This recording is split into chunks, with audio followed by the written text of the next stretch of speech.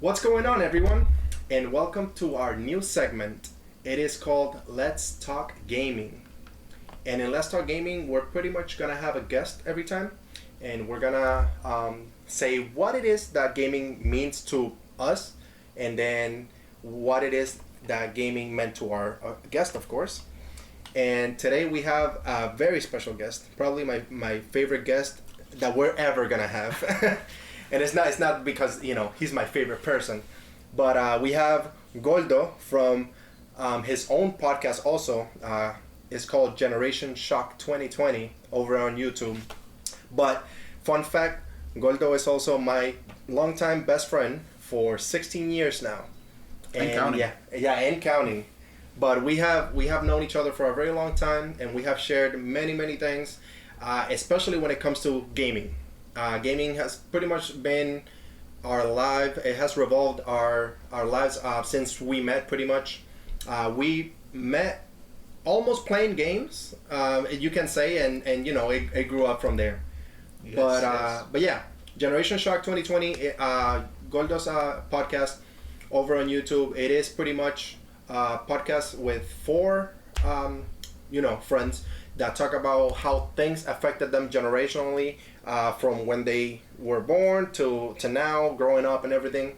So definitely check them out. I'm gonna post a link in the description with their channel. So give them a subscribe, a like, comment, everything, so that way you guys can see what it's all about from GenerationShock 2020.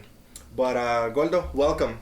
Thank you for having me. Definitely. So, but let us know what it is. Let's start with GenerationShock. What is GenerationShock? Tell the audience what it is. So, GenerationShock is pretty much a show based on four different guys from four different backgrounds who grew up in different generations. You got Messiah, who is the oldest one. We make fun of him because he's like almost 50 and he looks 20s. Dang. So he ages well. Yeah, he ages well. Let's just say he's like wine. Yeah. Then you have Check Monster, which is another co-host that he's from Jersey. We brought him on the show because he likes to fight a lot, and we need some sauce in there. You have McNutty. You don't even know why his name is McNutty, and you never find out why. Don't even ask. Recently changed to Nelly, but whatever. Is he gonna wear the little thing? Yeah, we're really trying to get fun of him. Half a teardrop. Yeah, we really told him they're gonna have a band-aid on your cheek, something like that. Oh, no. You have me, Goldo, which the cutest one of the group. Exactly. You got that right. But we've been doing this since February. It was pre-COVID. It was pretty much two guys. Then again, we became getting up to four people. But it's still, like I said, it's just four different guys talking about different generations, stuff like that. Pablo's going to put some stuff in the description below so you guys can link into it. Mm-hmm. And on one of the episodes, I actually talked about how we met. So check it out. It's a really interesting story, to say the least. Yes. We'll leave it so you guys can catch it over there. Definitely. But thank you. Let's talk about what it is that gaming means to us. Because, Past the Joysticks is pretty much a channel that we talk about gaming. What it is, I think I said in every episode that we have, it is what gaming is to us, what it means to, me and Nick, and what it has done to our lives, pretty much. But let's talk about what does gaming mean to us, Yes. Because gaming as a whole can be just seen as, you're just playing video games. So it is what it is. But to other people, as passionate as, all of us, gaming is actually beyond that. Gaming has, transformed our lives in a sense that, it has changed the way that we act today. Yes. But, I'll tell you my story real quick. I don't think I've shared, but gaming itself, it has actually made my life, it has made me what I am today, pretty much. Because I have met all my friends through gaming, or through, let's say, for example, the same type of likes that we have when it comes to like gaming or anything like that. So I make all my friends based off of that. Now, to think that I grew up in Puerto Rico, so technically I could have been going into the bad steps of, I could have been doing, bad things or anything like that. But in reality, gaming is really what kept me technically inside. And then I made really great friends that had the same passion as me.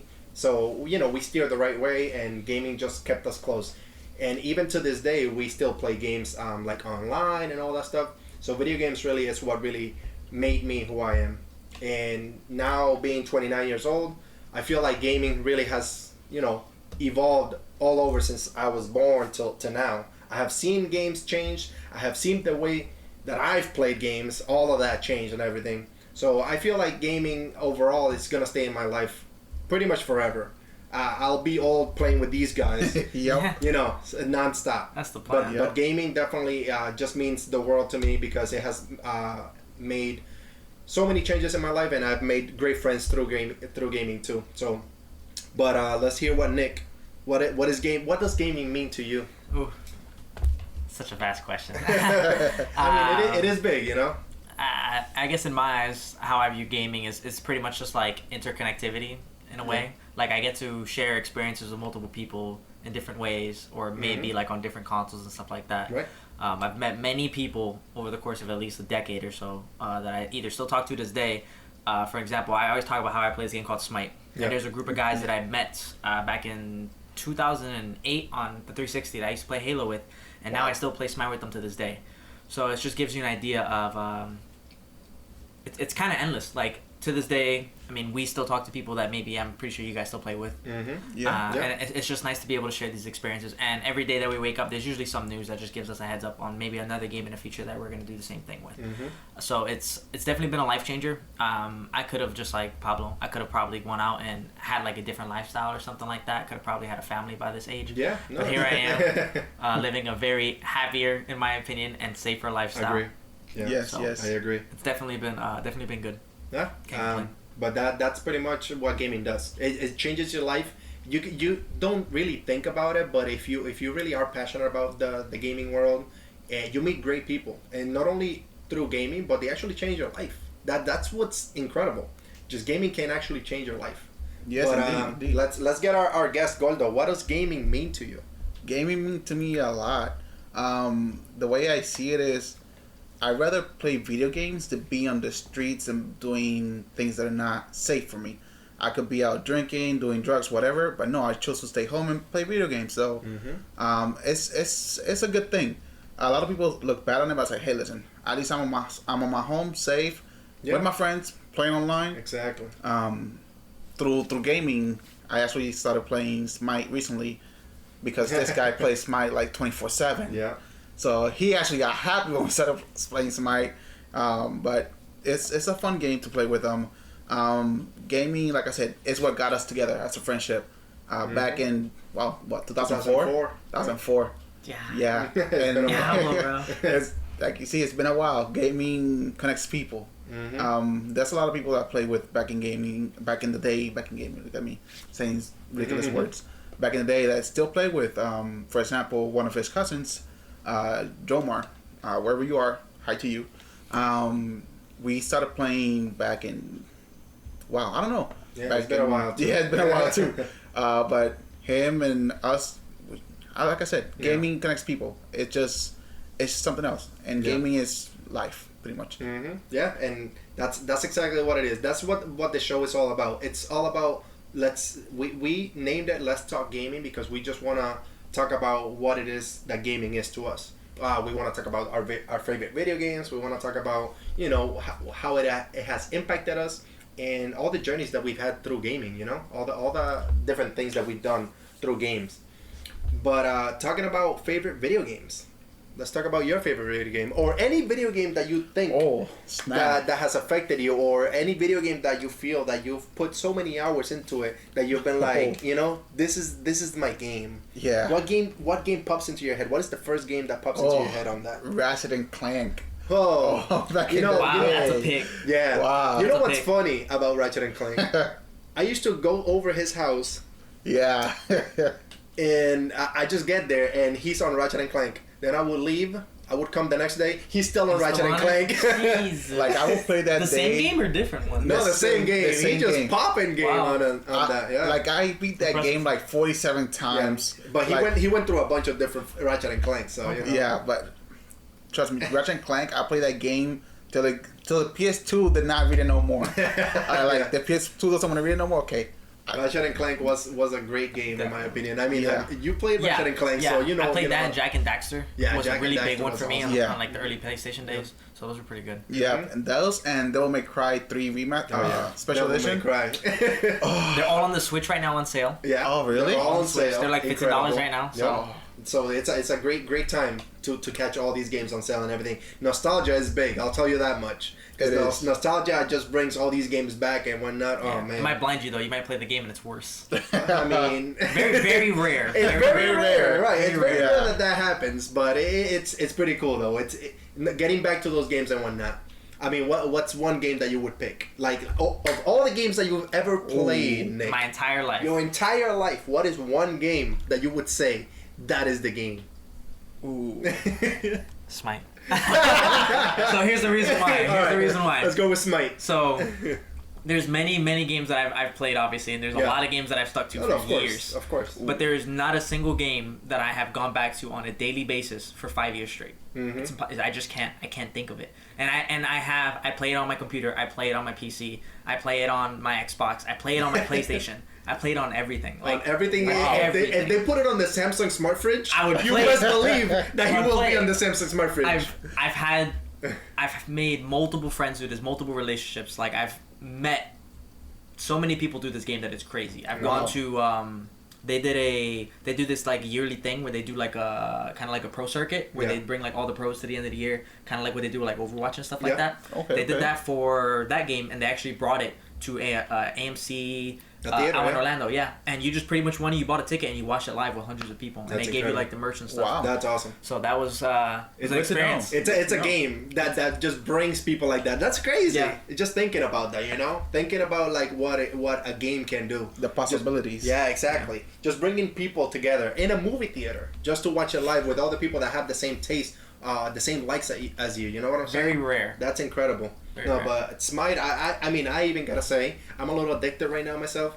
Because I've been playing my Nick, like I said in one of our previous episodes, Nick got me, so I've been playing Smite nonstop. So Yep. Nick got him, then he got me. Yeah, so it's been a It's pretty a chain cool reaction. experience. It has been a really Let's get in cool the group right now. I can say that. It's a good thing though. Yeah, no, it is definitely a good thing. But Smite, it's one of those games that definitely brings people together. And not only that, but you know, one thing about Smite that I just started playing it, but the shelf life of Smite has been a long time. It's crazy. It's been out since 2015. Yeah, so think about that. Wow. 5 years. 5 years, and they update it Constantly. every 2 weeks. Constantly. That Wow. game is getting updates constantly, and the support, because you know I started playing Smite, and I quickly noticed that what was it, last week they took out 2 gods from the game, and I was like, wait, this looks different. But that's It the thing. changes the whole menu. It changes everything. But that's the thing. Yeah. Like, you know, having a game that just, you know, has constant support, that's and just cares about the community, that's one game to definitely look into. I think that's why I play it so much. Obviously, like It's besides, because like, they the care. 5 year. Yeah, because like not They only care. that, but they're constantly adding to the game. Mhm. So Normally, you constant would customer kind of support. get tired, you know, like Yeah. playing the Yeah. game and there's no support to it. Yep. But it's like constant every. Before it used to be every month, but now it's every 2 weeks at that point where they add something new or new skins or new characters, even like that. Like, Yeah. well, we just got the Avatar stuff last week, Yeah. and then 2 weeks before that we got Cthulhu, and now we're getting another character It the was first week of crazy. August. So like, it's Yeah. just Wild. It's a And lot. the support just continues, you know, it's incredible. But, you know, for me, I have so many games under my belt. I mean, I've been playing since 96. Yeah, since 96 I've been playing video games. I was So there's a lot of video I was games. one. So there's a lot of video games that have come out since then, and you know, I've just gone through so much in video game, played every console that has ever come out. I've owned everything.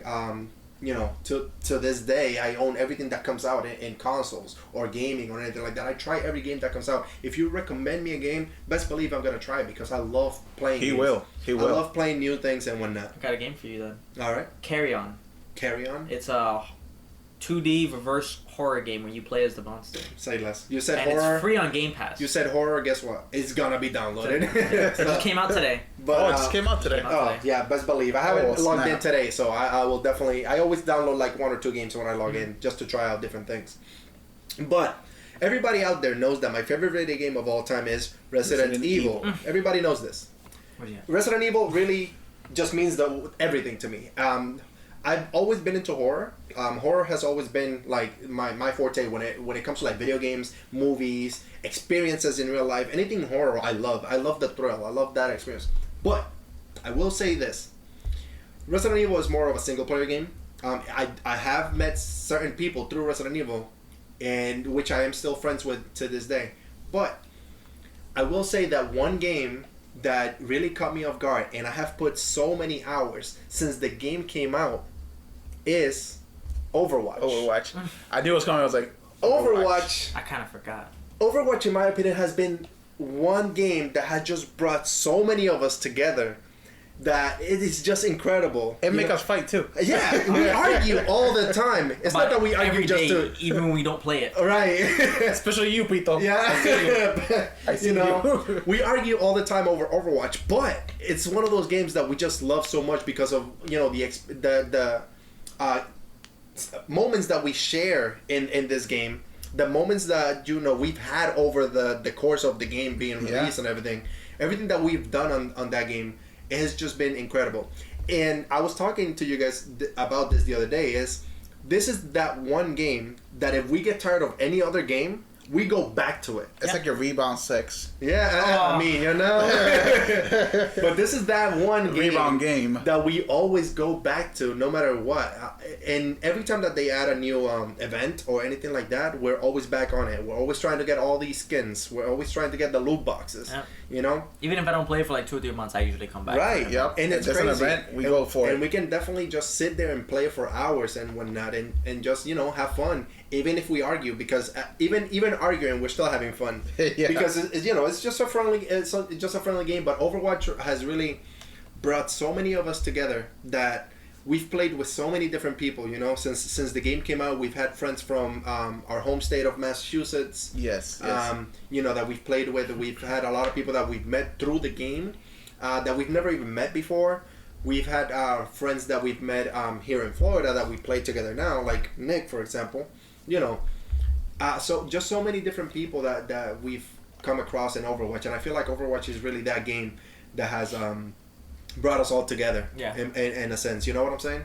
I feel like it helps because it has, naturally speaking, when you look at the cover of Overwatch, it's such a positive game, and then just the like It is. graphical quality of the game, it's just very warming. I feel like it's very inviting. Yeah, It is. All the characters look great. Of course, when you start delving into like the skins and stuff like that, it gets a little goofy. Yeah, but of course. that's not it. Just But, I looking mean, at it as a base game. Yeah, exactly. But looking at it as a base game, is just a game that, you know, anybody can just pick it up and play. Yeah. I was talking to a gentleman at work the other day, and he was buying Overwatch for the first time.